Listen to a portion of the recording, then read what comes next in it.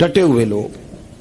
سرکار نے فلاح انسانیت کے لیے جو دوسرا کام کیا نا، وہ لوگوں کو احساس دلایا ہے کہ اگر غلطی ہو جائے تو تم نے بندوں کے سامنے اپنے آپ کو کلیئر نہیں کرنا، تم نے تو رب کے سامنے اپنے آپ کو کلیئر کرنا، اللہ کے سامنے تم نے بچنا ہے کہ میرا گناہ معاف. اور حضور احساس پیدا کرتے تھے. بخاری شریف میں قبیلہ غامدیہ کی اس عورت کا تذکرہ موجود ہے جو خود آئی تھی، کوئی گرفتار کر کے نہیں لایا تھا، از خود آئی.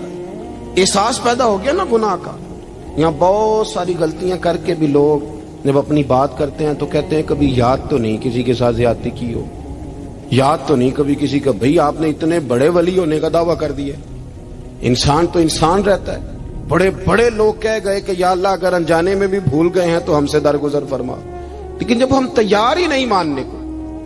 حضرت انس بن مالک کہتے ہیں وہ خاتون آئی، کوئی پکڑ کے نہیں لایا، کسی 14 دنوں کے ریمانڈ پہ نہیں اسے منوایا گیا، اسے وہ خود بخود آئی. اور کریم محبوب علیہ السلام کے سامنے جب وہ کھڑی ہوئی تو اتنے درد سے میں نے کم لوگ روتے دیکھے ہیں جس درد سے وہ روئی. عرض کرنے لگی حضور میں غلطی کر بیٹھی ہوں، مجھ سے زنا ہو گیا، مجھے پاک کر دے.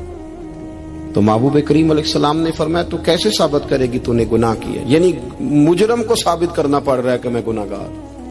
یہ وہ کمال ہے کہ انسانوں کو احساس ہونے لگے کہ یہاں ہم غلط ہیں.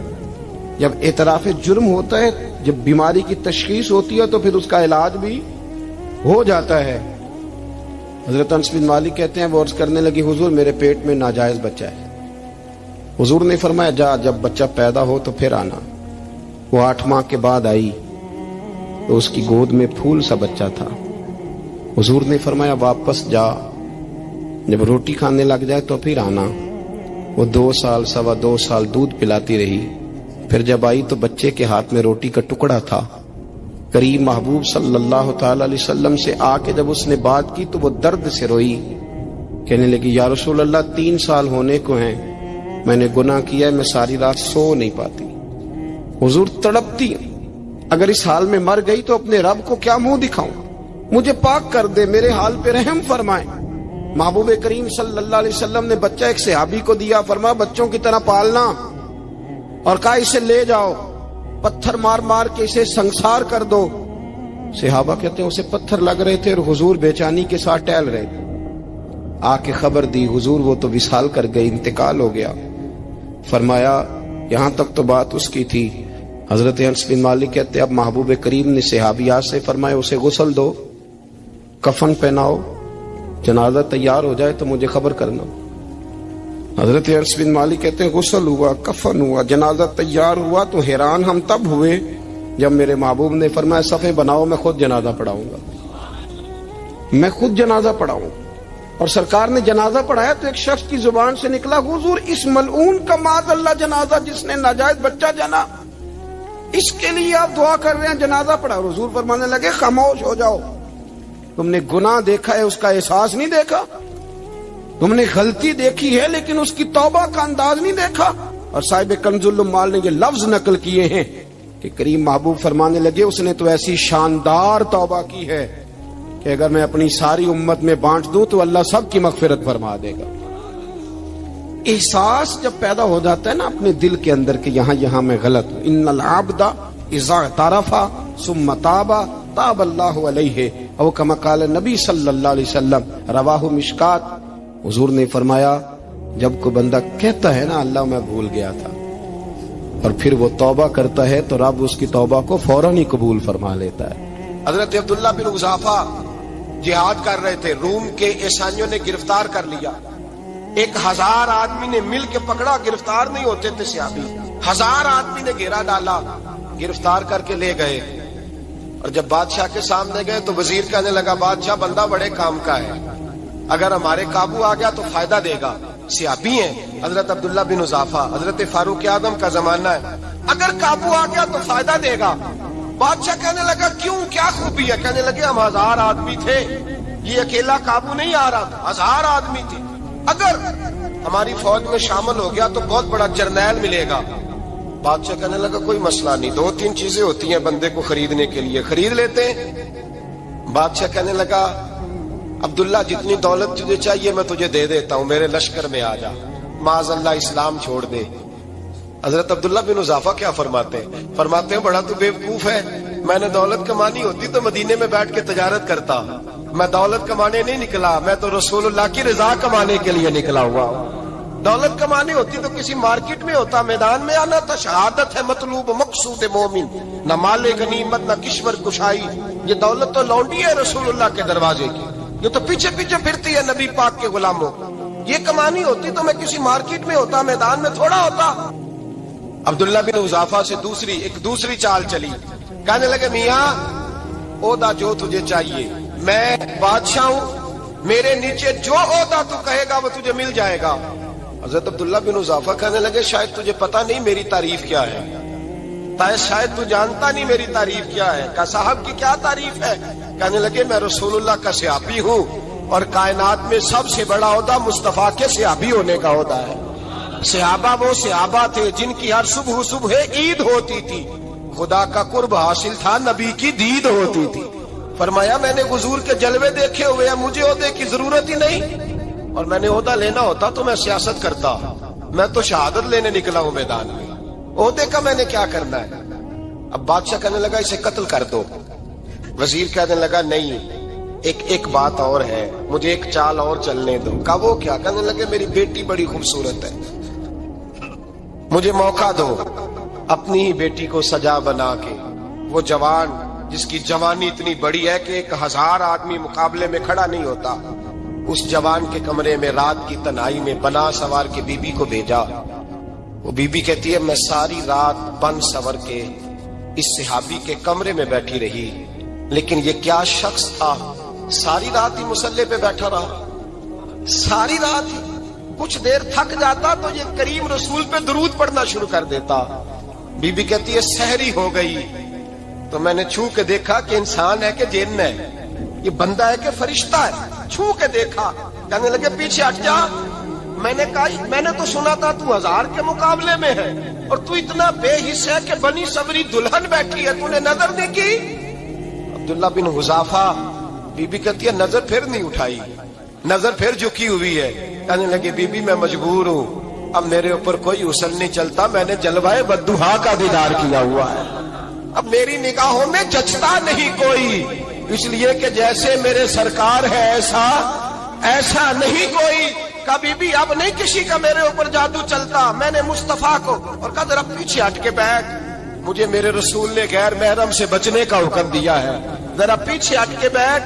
سحری کا وقت تھا، وہ بی بی کہتی ہے اس نوجوان کے جملے میرا سینہ چیر گئے، کلیجہ پھٹ گیا، چیخ نکلی، میں کفر کے عالم میں روئی۔ میں نے کہا مجھے بتا تو صحیح، آخر یہ جذبہ کہاں سے ملتا ہے، آخر یہ روشنی تو میں نے دیکھی نہیں، کہاں سے آتی ہے؟ ایک میرا باپ ہے جو بنا سور کے مجھے تیرے کمرے میں چھوڑ گیا، بتلا یہ کہاں سے کیف آتے ہیں؟ عبداللہ بن حذافہ کہنے لگے اگر کیف لینا ہے تو بھی میرے مصطفیٰ کا کلمہ پڑھ جا، آ جا دروازے رسول پہ جھک جا، مل جائے گا۔ سویرے دروازے پہ باپ آیا بیٹی سے رزلٹ لینے، دروازہ کھولا تو بیٹی نقاب پہنے باہر آئی۔ باپ کہنے لگا کیا بنا؟ کہنے لگی پیچھے ہٹ جا، تو غیر محرم ہے، کافر ہے، میں مسلمان ہوں۔ اس نے کہا کیا ہوا؟ کہنے لگی تیرے جیسے کو باپ کہوں، تیرے جیسے کو جو مجھے استعمال کر رہا تھا، میں تجھے باپ نہیں مانتی، میں اب رسول والی ہو گئی، میں حضرت فاطمہ کی کنیزہ ہو گئی، میں اب نبی کریم کی خادمہ ہوں، خبردار میرے قریب نہ آنا۔ یہ دعو بھی ناکام ہوا۔ اب حضرت عبداللہ بن حذافہ کے سامنے موت کھڑی کی، ایک کڑا میں تیل گرم کیا، کہنے لگے تجھے اس میں جلایا جائے گا۔ حضرت عبداللہ بن حذافہ رضی اللہ تعالیٰ عنہ جب جلنے کے قریب ہوئے تو رونے لگے۔ روم کا بادشاہ کہنے لگا شاید ڈر گیا ہے، کہنے لگے اب سمجھ آئی ہے، اب تجھے پتا چلا ہے، چلا آ جا۔ حضرت عبداللہ بن حذافہ کہنے لگے تو کافر ہے، تیری کافروں والی سوچ ہے، اس لیے نہیں رویا کہ موت سے ڈر گیا ہوں، میں تو اس لیے رویا ہوں کہ ایک جان ہے وہ نبی پاک پہ قربان ہو رہی ہے، کاش رب مجھے 1000 جان دیتا، میں ساری مصطفیٰ پہ قربان کر دیتا۔ ایک سنار نے گلی میں ایک یتیم چھوٹے سے بچے کو گھومتے دیکھا تو سنار بے اولاد تھا، بچے کو اٹھا کے گھر لے آیا۔ 18 سال اس بچے کی پرورش کی، اس کو پالا پوسا جوان کیا۔ سنار کے پاس وہ دکان پہ چلا جاتا، وہ کئی دفعہ دکان پہ رہتا، کئی دفعہ گھر میں رہتا۔ ایک دفعہ وہ دکان پہ تھا، بچہ گھر تھا، 18 سال کا جوان، اس کی بیوی اکیلی تھی۔ وہ جس نے ماں بن کے پالا تھا اس نے اسی پہ حملہ کر دیا، اس کا بازو بری نیت سے تھاما، بیوی چیخی۔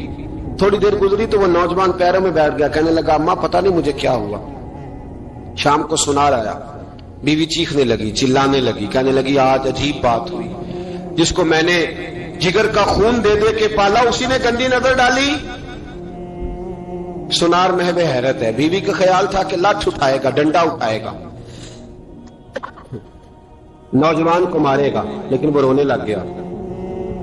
اس نے کہا آج اس نے میرا بازو تھاما ہے، جانے کیا کیا ہے۔ پریشان ہونے لگ گیا، سجدے میں گر گیا، کہا تو بتاتا کیوں نہیں؟ تو وہ سنار کہنے لگا اس کی غلطی نہیں، 18 سال کے بعد آج مجھ پر بھی شیطان سوار ہوا تھا۔ ایک عورت آئی تھی، وہ اپنے بازوؤں میں چوڑیاں پہننا چاہتی تھی تو میں نے بھی گندی نظر سے ہاتھ ڈالا تھا، رب کریم نے مجھے فوراً اس کی سزا دی۔ جن کے گھروں میں بیٹیاں ہوتی ہیں ان کی نظریں گندی نہیں ہوتی، جو بیٹیوں کے باپ ہوتے ہیں، جو بہنوں کے بھائی ہوتے ہیں، ان کی نظریں گندی۔ اور اگر تو ٹیلی فون کرتا ہے، تو کسی عورت کے ساتھ تعلق رکھتا ہے تو یہ بات لکھ لے، امام فخر الدین رازی 1، علامہ اسماعیل حقی 2، ملا جلال الدین رومی 3، امام خازن 4، امام جلال الدین سیوطی 5 حدیث کے استاد اور محدث لکھتے ہیں کہ اگر تو کسی پر گندی نظر ڈالے گا تو تیرا گھر بچ سکتا، یاد رکھ نہیں بچے گا، اس لیے کہ تیری نظر کسی کی بیٹی کو بیٹی سمجھ تاکہ تیری بچی کا پردہ قائم رہے، کسی کی بہن کو۔ یہ کیا بات ہوئی کہ تو جتنا مرضی گند معاشرے میں پھیلاتا رہے تیرا گھر بچا رہے؟ یہ کیسے ہو سکتا ہے؟ فَإِنَّ لَهُ مَعِيشَةً ضَنْكَ، اللہ فرماتے ہیں زندگی تنگ ہو جائے گی تیرے لیے مشکل، تو ڈھونڈتا پھرے گا کہ میں مرنے کو جگہ تلاش کروں۔ سچی توبہ کرے، کھری توبہ کرے۔ یہ گناہ انسان کو مجبور کر دیتے ہیں۔ حضرت عبداللہ بن مبارک رحمت اللہ تعالی علیہ، ان کے سینکڑوں شاگرد تھے، ایک شاگرد کے انتقال کا وقت آیا تو گھر گئے ملنے۔ آپ کہتے ہیں میں نے زور لگا لیا پر اس کی زبان پر کلمہ جاری نہیں ہوا۔ میں اسے کہتا کلمہ پڑھ پر اس کی زبان پر جاری۔ اللہ اکبر، بہت بڑی نعمت ہے، دعا فرمائیں اللہ ایمان کی موت عطا فرمائے، ایمان کی موت دے اللہ کریم، ایمان کی موت دے۔ ایسے بھی لوگ دیکھے ہیں، مسجد نبوی ہے، رسول اللہ کا شہر ہے، سر سجدے میں ہے، روح پرواز کر گئی، روح پرواز۔ کتنا نصیبوں والا ہے، کتنا نصیبوں والا ہے کہ مسجد نبوی میں سر سجدے میں رکھا ہے اور اللہ تبارک و تعالیٰ نے محبوب کے قدموں میں موت عطا فرمائی۔ تو حضرت عبداللہ بن مبارک کہتے ہیں میں نے اس کو کہا کلمہ پڑھ تو اس کی زبان پہ جاری نہیں ہوتا۔ میں بار بار کہتا تو وہ منت کرتا، کہتا حضور میں کوشش کرتا ہوں جاری نہیں ہوتا۔ فرماتے میں پریشان ہو کے اٹھا، ابھی میں دروازے پہ پہنچا تھا، اس نے چیخ ماری اور روح پرواز کر گئی۔ بچے رونے لگے، بیوی رونے لگی، تو میں نے اس کی بیوی سے کہا کہ جرم کیا کرتا تھا، اتنا بڑا پاپی پہ کلمہ جاری نہیں ہوا۔ اس کی زوجہ کہنے لگی حضرت جی 2 گناہ تھے اس کے، ایک تو یہ شراب کا عادی تھا، روکتی تھی باز نہیں آتا تھا، اور دوسری بات یہ کہ یہ اپنی اماں کا نافرمان تھا، وہ 2 گلیاں چھوڑ کے رہتی ہے، یہ کبھی ملنے نہیں گیا تھا، اس بوڑھی کا کلیجہ اس کی طرف سے بڑی تکلیف میں تھا۔ تو حضرت عبداللہ بن مبارک کہنے لگے جا تو بھی دعا کر، اس کی ماں کو بھی کہہ دعا کرے کہ یہاں تو یہ کلمہ نہیں اسے نصیب ہوا، اللہ کرے اللہ آخرت کی منزلیں اس کی بہتر فرما دے۔ یہ حدیث سنانے لگا ہوں، حدیث ہے، حدیث رسول ہے۔ جوان خاص کر کے ذرا میری بات پہ توجہ کریں، اور بزرگ خاص کر توجہ کریں جنہوں نے تربیت کرنی ہے۔ سنیں، حضور کی بارگاہ میں ایک نوجوان آیا ہے، یہ سنگ میل ہے حدیث، اس کو یاد رکھنا۔ عرض کی حضور میں سارے گناہ چھوڑ سکتا ہوں، زنا نہیں چھوڑتا، حضور مجھے زنا کی اجازت ہونی چاہیے۔ میرے حبیب نے تھپکی دی، بٹھا لیا۔ میں کہتا ہوں حضور نے گناہگاروں کو معاشرے سے کاٹا نہیں، ان کی تربیت فرمائی ہے، ان کی تربیت فرمائی ہے، ان کو قریب فرمایا۔ میرے حبیب کریم صلی اللہ علیہ وسلم نے فرمایا ادھر آ بیٹھ جا، بیٹھ گئے۔ حضور نے فرمایا تو پسند کرتا ہے تیری ماں کے ساتھ کوئی بدکاری کرے؟ حضور نہیں، फरमाया तू पसंद करता है तेरी बेटी के साथ कोई बदकारी करे? या रसूलल्लाह मैं आंखें निकाल दूंगा। हुजूर ने फरमाया तू पसंद करता है तेरी बहन के साथ? हुजूर मैं काट डालूंगा वो हाथ जो मेरी बहन की तरफ उठेंगे। फरमाया तू पसंद करता है कि तेरी खाला फुफी ममानी की तरफ कोई ऐसी हरकत करे? हुजूर मैं काट के रख दूंगा उन लोगों को जो बात भी करेंगे। मेरे हबीब ने फरमाया अच्छा, जिसके साथ तू बदकारी की इजाजत मांग रहा है वो किसी की मां नहीं लगती, वो किसी की बहन नहीं लगती, और किसी की बेटी नहीं होगी? याद रखे मुल्ला जलालुद्दीन रूमी 1, इमाम गजाली 2, आला हजरत फाजले बरेलवी 3 बुजुर्ग मुतफिका तौर पर लिखते हैं, फरमाते हैं जो गंद के साथ दूसरे घर में ताड़ता है वो अपने घर की खैर मना ले। जो गंदी नजर दूसरों पर रखता है वो अपने घर की खैर मना ले। इसलिए कि जो जुर्म वो किसी के खाते में डालेगा वो सजा बन के उसके घर की तरफ लौटा दिया जाएगा। जो बदकारी वो किसी के खाते में डालेगा वो सजा बन के अल्लाह उसके घर की तरफ लौटा देगा। अगर अपने घर को पाक रखना चाहते हो तो दूसरों की तरफ पाक नजर रखनी शुरू कर दो।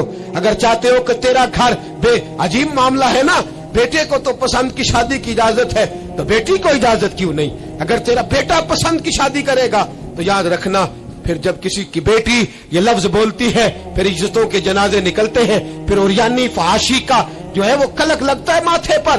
फिर याद रखना चारों जानिब से रुसवाइयां तेरा नसीबा होती है। अगर तू बेटी को रोकना चाहता है तो बेटे का हाथ पकड़। अगर तू बेटी को साफ रखना चाहता है तो बेटे को शर्मो हया की चादर उड़ा। अगर तू बेटियों के किरदार की हिफाजत करना चाहता है तो पहले बेटे को पाबंद शरीयत बना। एक बहुत बड़ा गुनाह बदनिगाही का गुनाह है। आपको पता है हमारे मुल्क के अंदर बदकारी, जिना और बेहयाई की शरह कितनी बढ़ती जा रही है, किस कदर बढ़ती जा रही है। वो लोग जो निकाह कर लेते हैं वो भी अपनी निगाहों को, मैं अक्सर कहता हूं, हुजूर ने फरमाया निकाह आधा ईमान है। जिसने निकाह कर लिया उसका ईमान मुकम्मल हो गया। तो जो निकाह के बाद भी बाज ना आया, मैं उसको बेईमान नहीं कहता, लेकिन नबी पाक ने फरमाया जो निकाह कर ले उसका ईमान, बोलिए ईमान महफूज हो गया, उसका ईमान, सारे बोलिए ईमान। और जो फिर भी बाज ना आए, हुजूर कह रहे ईमान मुकम्मल हो गया। और जो ना बाज आया क्या फतवा दिया जाए हदीस की रोशनी में? मेरे नबी पाक की बारगाह में औरतें आई तौबा करने, बैत करने, मुसलमान होने। तो हुजूर बैत लेते वक्त फरमाने लगे मेरे साथ वादा करो, झूठ नहीं बोलोगी, गीबत नहीं करोगी, जिना नहीं करो। एक औरत बोल पड़ी, कहने लगी या रसूल अल्लाह सल्लल्लाहु अलैहि वसल्लम मैं मुसलमान तो नहीं पर खानदानी हूं, मेरे घर वालों के जहन में भी कभी जिना का ख्याल नहीं आया। हम तो इसे खानदानों के वकार के खिलाफ समझते हैं। रोज बुरी नजर से किसी को देखना और किसी के बारे में गलत बातें, नाराज ना होना। बहुत सारे बूढ़े भी लज्जत ले लेके जुर्म बयान करते हैं, गुनाह बयान करते हैं, गलत बातें करते हैं, किसी औरत के बारे में तबसरा करते हैं। क्या समझते हैं मर्द और औरत माज़ अल्लाह ताला एक कमरे में जाके बदकारी करे तो वही जिना है? मेरी तरफ देखिए और झांक करके सुनिए क्या अर्ज कर रहा हूं, इधर देखिए मेरी तरफ। नबी पाक सल्लल्लाहु अलैहि वसल्लम ने फरमाया जिना जुबान का भी होता है, जिना कान का भी होता है, जिना आंख का भी होता है। हुजूर किस तरह? फरमाया जिसने गंद देखा उसने आंख का जिना किया, जिसने लज्जत लेके सुना, चुप नहीं कराया, पूरी बात सुनी, वो भी जानी है। और जिसने गंदी बात बोली वो मुंह का जानी है, जिसने गंद सोचा वो दिमाग का जानी है।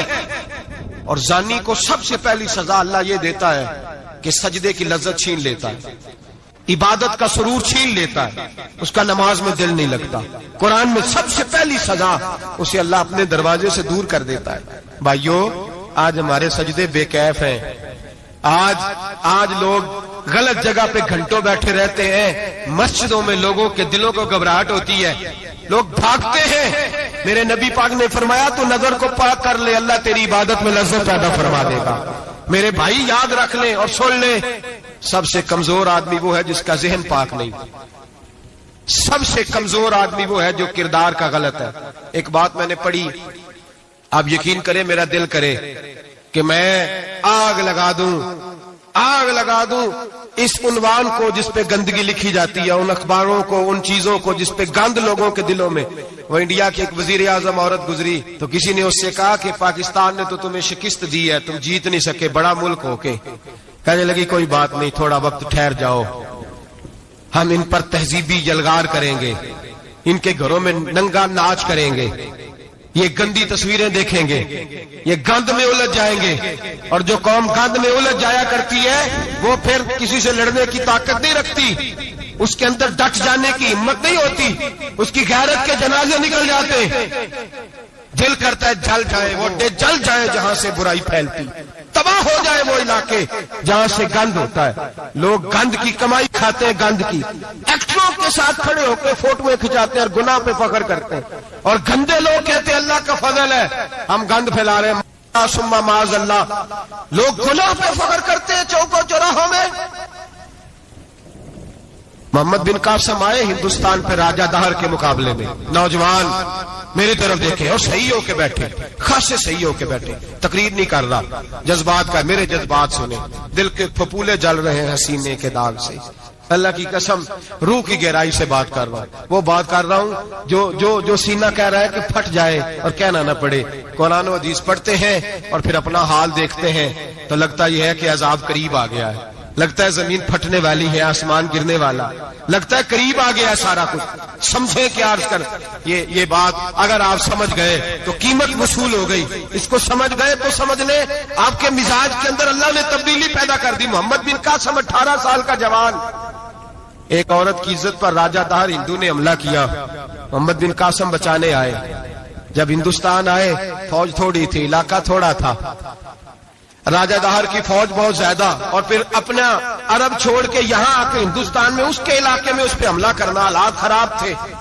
محمد بن قاسم پریشان ہے. ایک بزرگ نے دیکھا، کہنے لگے پریشان کی ہو؟ کہنے لگا سوچتا ہوں علاقہ بھی اس کا، فوج بھی اس کی، میرے فوجیوں کو تو رستوں کا بھی نہیں پتا، کیسے جنگ کریں گے، کدھر سے آئیں گے، اور پھر ہمیں زبان بھی نہیں آتی، کیسے کام ہوگا، ڈر رہا ہوں. 2-4 دن گزرے تو محمد بن قاسم اشاش بشاش ہو گئے. اور بزرگ کہنے لگے خیر ہے، بڑے مطمئن ہو گئے ہو. کہنے لگے بس راجہ دہر ہم سے مقابلہ نہیں کر سکتا، راجہ دہر ہمارے مقابلے میں کھڑا نہیں ہو سکتا.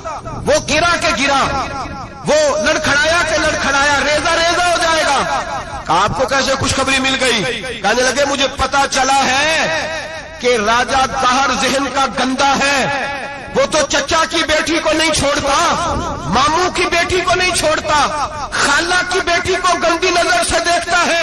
جس کا ذہن گندا ہوتا ہے وہ کسی کا مقابلہ نہیں کر سکتا. ہمیں فتح ہوگی، فتح، وہ گرے گا. وہ بزرگ کہتے ہیں میں سمجھ گیا کہ واقعی سے فتح ہوگی. آج کشمیر کیوں آزاد نہیں ہو رہا، فلسطین میں آگ کیوں لگی ہوئی ہے؟ مسلمان جب تک ذہن کا گندا ہے کمزور ہے، جب تک ذہن کا ناپاک ہے کمزور ہے. حضرت سعد بن ابی وقاص رضی اللہ تعالیٰ عنہ فرمایا کرتے تھے اللہ مسلمان کی مدد اتنی دیر تک کرتا رہتا ہے جتنی دیر تک مسلمان کا ذہن صاف رہتا ہے، کردار پاک رہتا ہے. آگ اس لیے معاشرے میں لگی ہے. نوجوانوں تم کہتے ہو کامیابیاں نہیں ملتی، اسے کیسے کامیابی مل سکتی ہے جس کا ذہن ہی صاف نہیں؟ وہ کیسے دنیا کی بازی جیت سکتا ہے جس کی نگاہ ہی پاک نہیں؟ وہ کیسے آگے بڑھ سکتا ہے جس کے کردار میں پاکیزگی نہیں؟ اپنے آپ کو پاک کر لو، اللہ ہر مشکل میں تمہاری مدد فرمائے گا، ہر رستے میں تمہاری مدد فرمائے گا. اور میں نے کہا جب آدمی ناپاک ہوتا ہے تو رب کریم اس سے عبادت کی لذت چھین لیتا ہے. اور اللہ کی سب سے بڑی سزا یہ ہے کہ کسی کو سجدہ نہ لمبا کرنا دے. رب کریم سب سے زیادہ اس سے ناراض ہے جس کو قرآن پاک کے کھولنے کی توفیق نہ ہو.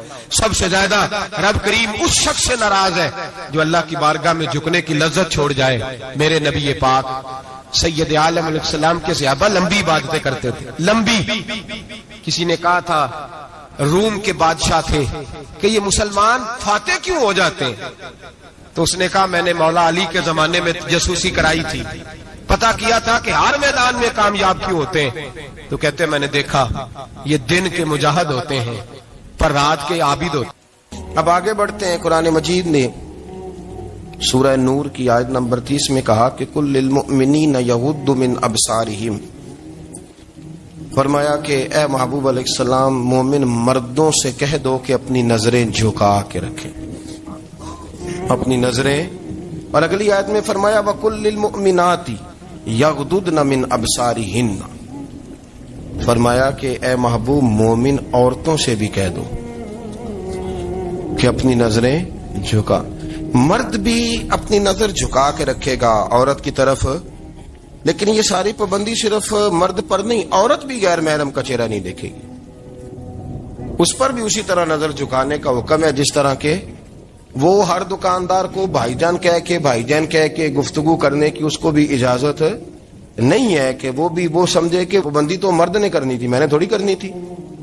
وہ جس کے پاس جائے، جہاں بھی جائے، ڈاکٹر کے پاس جائے، باہر جائے، تو وہ جس طرح مرضی اس کا دل چاہے وہ بات چیت کرے، اس کی عورت کو بھی اجازت اسلام نہیں دیتا. بنیادی طور پہ اسلام شرم و حیا کا دین ہے، حیا کی بات کرتا ہے. حیا کی جب ہم تعریف کرتے ہیں تو حیا کی تعریف یہ ہے کہ کوئی کبھی چیز دیکھ کے نا تو آپ کی طبیعت میں کراہت محسوس ہو، آپ کوئی غلط جملہ منہ سے نکالتے ہوئے ذرا جھجکیں، آپ کوئی غلط بات کرتے ہوئے تھوڑا بوجھ محسوس کریں.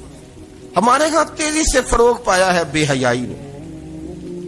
سنگیوں کی محفلیں، یاروں کی محفلیں، اس میں غلیظ گفتگو ہوتی ہے الا ماشاء. جن دوستوں کو بڑی پاک صاف گفتگو کرنی چاہیے. دوستی کا رشتہ بڑا مقدس رشتہ ہے، جو یہاں ایک دوسرے سے پیار کریں گے جنت میں بھی اکٹھے داخل کیے جائیں گے. شرط یہ ہے کہ پیار اللہ رسول کی رضا کے لیے ہو، لیکن اس کے اندر اگر آپ کی گفتگو کچی ہو، کمزور ہو، فحاشی والی ہو، عریانی والی ہو. وہ ہمارے ہاں تو اب اس کو لوگ فیشن سمجھتے ہیں، اس کو مردانگی کی علامت سمجھتے ہیں کہ وہ جی ساری باتیں جی وہاں ہو گئی، اور جس کا جو جی چاہا اس نے کہا. آپ جب حیا کے دائرے میں ہوتے ہیں تو آپ خود بھی سکون محسوس کرتے ہیں. دیکھیں نا، آپ کو نیند سکون سے کہاں آتی ہے؟ جہاں کمرہ بند ہو، چاروں جانب دیوار ہے، اوپر چھت ہے، خالی دروازہ بھی کھلا ہوا ہونا تو جب بندہ سکون لینا چاہتا ہے تو کہتا ہے یار ذرا دروازہ ذرا بند کر دو. وہ اچھی طرح اپنے آپ کو چھپا لیتا ہے نا حیا کے پردے میں، تو اللہ اسے سکون عطا کرتا ہے. اور جو اس سے بھی زیادہ ٹھنڈی نیند میں جانا چاہتا ہے وہ کہتا ہے لائٹ بھی بند کر دو. اب وہ مکمل طور پہ سمجھتا ہے کہ میں چاروں جانب سے چھپ گیا ہوں، اگر میں کھل کے بھی سو جاؤں گا تو میرا چونکہ پردہ قائم ہے تو مجھے کوئی دشواری نہیں ہو. آپ جب چھپ جاتے ہیں، جب آپ حیا کے اندر سمٹ جاتے ہیں، جب آپ چادر کے اندر آ جاتے ہیں تو آپ بہت ساری جگہوں پہ آسانی محسوس کرتے ہیں. تو حیا تو آپ کو سکون دیتی ہے، حیا تو دل کو راحت دیتی ہے. میں بڑی ذمہ داری سے بات عرض کرتا ہوں، قرآن مجید نے نا ایک مقام پہ مذاق کو، ایک مزاح ہوتا ہے خوش طبی، وہ نہیں مذاق اڑانا. قرآن پاک نے نا مذاق کو ایک جگہ پہ جاہلوں کا طریقہ بھی قرار دیا. بنی اسرائیل کے لوگوں سے حضرت موسیٰ نے کہا کہ گائے ذبح کرو اور ایک ٹکڑا مقتول کو مارو، زندہ ہو کے خود بتا دے گا مجھے کس بندے نے قتل کیا. تو کہنے لگے آپ ہمارے ساتھ مذاق کر رہے ہیں. تو قرآن مجید کہتا ہے کہ حضرت سیدنا موسیٰ علیہ السلام فرمانے لگے اعوذ باللہ ان اکون من الجاہلین. فرمانے لگے میں اللہ کی پناہ مانگتا ہوں کہ میں جاہلوں میں سے ہو جاؤں. یہ مذاق کرنا تو جاہلوں کا طریقہ ہے. اگر آپ کی زبان سے بے حیائی کا جملہ نکل گیا، اگر آپ کی زبان سے بے حیائی کا جملہ نکل گیا، آپ نے کہہ دیا کہ ہم آزاد لوگ ہیں، جو مرضی کریں گے، جو مرضی کہیں گے، جو ہمارا دل میں آئے گا کریں گے، تو پھر تو لوگ آپ کا وہ حشر کریں گے کہ آپ سے برداشت ہی نہیں ہوگا. جس کا لوگ مذاق بنا لیتے ہیں اور جو مذاق بن جاتا ہے پھر اسے کچھ جینے دیتا ہے. آپ حیا کی چادر میں چھپیں گے تو بچیں گے. اگر آپ نے اپنا مذاق بنوا لیا یہ کہہ کے کہ میں نے مرضی کرنی ہے، پھر یاد رکھنا چھپنے کو جگہ نہیں ملے گی، پھر تکلیف میں آ جائیں گا، پھر بہت بڑی اذیت کا شکار ہو جائیں گے. شرم و حیا، عرب کے اندر جو کنواری لڑکیاں تھیں ان میں بڑی حیا ہوتی. الحمدللہ میں بڑے فخر سے کہتا ہوں کہ میرے پنجاب کی، میرے پاکستان کی بیٹیاں بھی 20 دفعہ ان کا ابا کہے تیری شادی کرنی ہے تو وہ آنکھ نہیں اٹھا پاتی آج بھی. یہ تو وہ چند لوگ ہیں جو کہتے ہیں ہم ہائی کلاس ہو گئے، ہمیں نہیں پتا کہ وہ روشن خیال ہو گئے ہیں کہ روغن خیال ہو گئے، پتہ نہیں کدھر چلے گئے. ورنہ ہماری بیٹیاں آج بھی جب ان سے ان کا باپ، ان کی ماں بات کرتی ہے تیری شادی کی تو وہ تو شرم کے ساتھ پچھلے سے پچھلے کمرے میں چھپتی ہیں. یہ اللہ نے فضل کیا ہوا ہے اس ملت پر. تو عرب کی لڑکی بڑی حیا والی ہوتی تھی، اس سے کوئی بات کرنی پڑتی تھی تو 20 دفعہ بات کی جاتی، پھر بھی وہ عورت چھپتی پھرتی تھی. حضرت عائشہ صدیقہ رضی اللہ تعالیٰ عنہ فرمانے لگیں میرے نبی پاک صلی اللہ علیہ وسلم عرب کی کواری لڑکیوں سے بھی زیادہ حیا کرنے والے تھے۔ قاضی اعجاز مالکی نے، شیخ عبدالحق محدث دہلوی نے، دیگر بزرگ جو سیرت نگار گزرے انہوں نے لکھا ہے کہ نبی پاک صلی اللہ علیہ وسلم کے اندر 100 مردوں سے زیادہ طاقت تھی، 100 مردوں سے زیادہ طاقت۔ اب جو بات کہنے لگا ہوں، جو نتیجہ دینے لگا ہوں، اس پر خاص توجہ آپ فرمائیں گے۔ ذرا فکری طور پر، نظریاتی طور پر ایک چیز کو سمجھیے۔ ہم سمجھتے ہیں کہ جوان لڑکا ہے جی جو مرضی کرے، عمر ہے جی۔ آپ ذرا بات پر غور کیجئے گا کہ حضور صلی اللہ علیہ وسلم میں طاقت 100 مردوں سے زیادہ ہے اور حیا کواری لڑکیوں سے بھی زیادہ ہے۔ ذرا اس بات کا تقابلی جائزہ کیجئے گا کہ طاقت 100 مرد سے زیادہ ہے لیکن حیا کواری لڑکی سے بھی زیادہ ہے۔ اس کا معنی یہ ہوا کہ جس ٹہنی کو پھل زیادہ لگ جاتے ہیں وہ جھکا کرتی۔ تو حیا تو حسن ہے، حیا تو آپ کو پاک صاف کرے گا، حیا تو آپ کو نرالا کرے گا، انوکھا کرے گا۔ وہ ہمارے ایک دانشور ہے، انہوں نے مضمون لکھا، کئی باتیں بڑی پسند آتی ہیں۔ وہ کہتے ہیں کہ میری اہلیہ، ان کو بھی کسی نے مس گائیڈ کر دیا تھا، حالانکہ اچھی خاتون ہے، کسی نے مس گائیڈ کر دیا۔ وہ بھی سماجی اور ویلفیئر اور یہ خواتین کو شوق ہوتا نا بننے کا، تو وہ بھی سماج کے اندر اچھا مقام تلاش کرنے کے موڈ میں آ گئی۔ تو کہیں ایک دن جانا تھا تو بڑی بن سور کے میرے ساتھ وہ گاڑی میں بیٹھ گئی۔ تو میں گاڑی میں، عورتوں کو یہ بھی مسئلہ ہوتا ہے نا کہ ہماری تعریف کرو، تو کئی دفعہ بعد مردوں بیچاروں کو جھوٹ بولنا پڑتا ہے، وہ زبردستی کراتی ہیں نا جی۔ تو اس میں گنجائش بھی دی ہے شریعت نے گنجائش دی ہے کہ کبھی بیوی کو راضی کرنے کے لیے خلاف واقعہ بات کرنی پڑے تو کر لینی چاہیے، تو وہ کراتی بھی ہیں۔ 3 موقع پر خلاف واقعہ بات کرنے کی اجازت ہے، واقعے کے خلاف بھی آپ بات کر سکتے ہیں۔ جنگ کے موقع پر 2 لوگوں کو صلح کرانے کے لیے اور بیوی کو راضی کرنے کے لیے کر لیں کوئی ایسی بات، بے شک اپنی طبیعت پہ جبر کر کے کر لیں، گنجائش ہے، اجازت ہے۔ وہ کہتے ہیں جب وہ گاڑی میں میرے ساتھ بیٹھی بن سور کے، وہ تقاضا کرنے لگی کہ میں نے بڑے اچھے کپڑے پہنے ہیں پر آپ نے توجہ نہیں کرائی۔ وہ سیاںا بندہ تھا، وہ چاہ رہا تھا کہ میری خاتون سمجھ جائیں۔ وہ کہتے ہیں مجھے پتا تھا کہ بیچاری مس گائیڈ ہو گئی ہے، دل کی بڑی اچھی ہے، سیانی ہے، لیکن اس کو کچھ خواتین نے، کچھ لوگوں نے مل کے اس کو ذہن غلط کر دیا ہے کہ سماج میں نکلو، باہر جاؤ، کام کرو، فلاں کرو، اپنی مرضی سے جیو۔ تو میرے ساتھ گاڑی میں بیٹھی کہیں جانے کے لیے، تو مجھ سے کہنے لگی کہ آپ نے میری طرف توجہ ہی نہیں کی، آپ نے کوئی ذکر ہی نہیں کیا کہ میں کیسی لگ رہی ہوں۔ تو وہ کہتے ہیں میں نے اسے کہا کہ اگر تو ناراض نہ ہو تو پھر میں صحیح والی تعریف کر دوں۔ تو اس نے کہا کہ آپ کر دیں۔ تو کہتے ہیں میں نے درد سے اور خلوص سے اپنی بیوی سے کہا، خلوص کے ساتھ میں نے کہا میں تو روز گھر ہوتا ہوں، روز شام کو گھر ہوتا ہوں، اگر تو میرے لیے تیار ہوتی تو میں تیری تعریف کرتا، لیکن آج تو باہر جانے کے لیے تیار ہوئی، تو پھر ان سے تعریف کی امید رکھ جن کے لیے تو نے تیاری کی ہے۔ میرے لیے تیاری کرتی تو میں تو ہر شام تیرے پاس ہوتا ہوں۔ کہتے وہ میرے لفظوں میں درد تھا تو وہ بھی رو پڑی، تو کہنے لگی آپ گاڑی روک دیں، مجھے باہر جا کے کسی کو راضی نہیں کرنا، میں نے اسے راضی کرنا ہے جس کو رب کریم نے میرا شوہر بنایا اور میرے لیے منتخب کیا ہے، میرے ماں باپ کو، میں واپس لوٹتی ہوں۔ یہ ایک پہلو ہے سلگتا ہوا، اس کو سمجھا جائے۔ رسول کریم صلی اللہ علیہ وسلم عرب کی کواری لڑکیوں سے زیادہ حیا والے تھے، کواری لڑکیوں سے زیادہ حضور حیا فرمایا کرتے تھے۔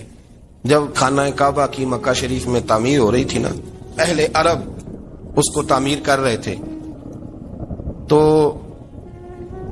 نبی پاک صلی اللہ علیہ وسلم اپنے چچا حضرت عباس کے ساتھ خانہ کعبہ کی تعریف میں مصروف تھے۔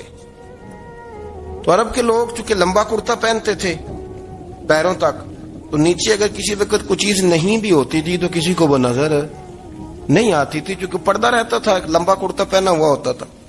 تو جب بچے، سرکار کی عمر مبارک بھی ابھی تھوڑی تھی، تو اس طرح بچے جب نکلتے تو وہ کئی دفعہ اپنی تہمت اتار دیتے نیچے سے، اور کوئی مزدوری کرنے لگتے تو 3-4 طے کر کے نا تہمت کی کندھے پہ رکھ لیتے، جس طرح کبھی دیہاتوں میں لوگ کپڑا سر پہ رکھتے تھے کہ اوپر اگر کوئی وزنی چیز رکھیں گے تو وہ تکلیف نہیں دے گی۔ نبی پاک صلی اللہ علیہ وسلم بھی سب لوگوں کے ساتھ خانہ کعبہ کی تعمیر میں شامل تھے۔ تو حضرت عباس رضی اللہ تعالیٰ عنہ نے کہا حضور سے، ابھی اللہ نے نبوت بھی نہیں فرمایا تھا، بھتیجے آپ بھی تامد اتاریے، یہ صحیح مسلم میں حدیث موجود، اور اس کو کندھے پہ رکھ لیجیے، آپ اینٹیں اٹھا اٹھا کے لا رہے ہیں تو ذرا آپ کو تکلیف نہیں ہوگی۔ تو سرکار دو عالم صلی اللہ علیہ وسلم سے یہ بات کہی، اور پھر جلدی سے حضور کی تامد کو نکال کے نا، حالانکہ لمبا کرتا پہنا ہوا ہے، تو وہ جیسے ہی ان کے کندھے پہ رکھا اینٹیں رکھنے کے لیے، تو سرکار تو زمین پہ گر گئے، بے ہوش ہو گئے، آنکھیں آسمان کی طرف، اور پھر حضور پکار رہے ہیں، آزاری آزاری آزاری، میرا تامد دے دو، میرا تامد دے دو۔ کبھی کوئی شخص اس وجہ سے بھی بے ہوش ہوا ہے کہ میرے وجود سے کپڑا اتر گیا ہے؟ حالانکہ سرکار پر وہ بے ہوشی بھی نبی پاک کا وہ جو غلبہ ہے نا شرم و حیا کا، اس کی وجہ سے ہو، ورنہ تو حضور فرماتے ہیں کہ میری آنکھیں سو جاتی ہیں، دل تو میرا اس عالم میں بھی جاگتا رہتا ہے۔ تو سرکار زمین پہ تشریف لے آئے، آنکھیں میرا تامد دے دو، میرا تامد دے دو، تو جلدی سے انہوں نے تامد دیا، تو حضور نے باندھ لیا۔ پھر طبیعت مبارک میں تسلی ہوئی، یعنی ہم اس رسول کے غلام ہیں کہ جن کے تو وجود سے کپڑا اتر جائے تو حضور برداشت نہیں کرتے، قبول نہیں فرماتے، تکلیف شروع ہو جاتی۔ لیکن یہاں نوجوان ہیں اور بڑا قد کاٹ ہے اور بڑے بڑے سمجھدار لوگ ہیں، گرمی آتی ہیں تو شارٹ کپڑے پہن کے گھومتے ہیں، ان کو خیال نہیں کہ یہ وہ والا لباس ہے جو باہر تو کیا گھر میں اماں کے سامنے نہیں پہننا چاہیے، بہنوں اور بیٹیوں کے سامنے نہیں پہننا چاہیے۔ آپ کی گفتگو میں شرم و حیا ہو، آپ کے لب و لہجے کے اندر حسن ہو۔ آپ کو پتہ ہے نبی پاک صلی اللہ علیہ وسلم نے فرمایا میری امت میں سب سے زیادہ حیا کرنے والے عثمان غنی ہیں، عثمان غنی سب سے زیادہ حیا کرنے والے۔ آپ فرمایا کرتے تھے جب سے حضور کا چہرہ دیکھا ہے میں نے کبھی اپنی شرمگاہ بھی نہیں دیکھی، میں نے آنکھوں کا وضو نہیں توڑا، اور جب سے حضور کے دست مبارک میں نے بیعت کے لیے سیدھا ہاتھ بڑھایا تو پھر سیدھا ہاتھ میں نے کبھی گندگی کو نہیں لگایا۔ حیات۔ آپ باتھ روم کے اندر بھی غسل فرماتے تھے تو کپڑوں سمیت کرتے تھے۔ کسی نے کہا حضرت جی واش روم کے اندر کیوں نہیں کپڑے اتارتے؟ آپ فرمانے لگے باہر بندوں سے حیا کرتا ہوں، اندر جاتا ہوں تو رب سے حیا آنی شروع ہو جاتی، وہ تو دیکھ رہا ہے نا۔ تو میں جو بات آپ کی خدمت میں عرض کرنا چاہتا ہوں اس کو آپ سمجھیے گا میرے عزیز، کہ شرم والا مزاج، گفتگو بھی شرم والی، آنکھیں بھی شرم والی، لباس بھی شرم والا، دوستی یاری بھی شرم والی، بہت ساری ایسی باتیں۔ دیکھیں نا آپ ذرا، میں نے کہا کہ باتوں کو سن کے گزر نہ جایا کریں، اس کی گہرائی پر غور کریں۔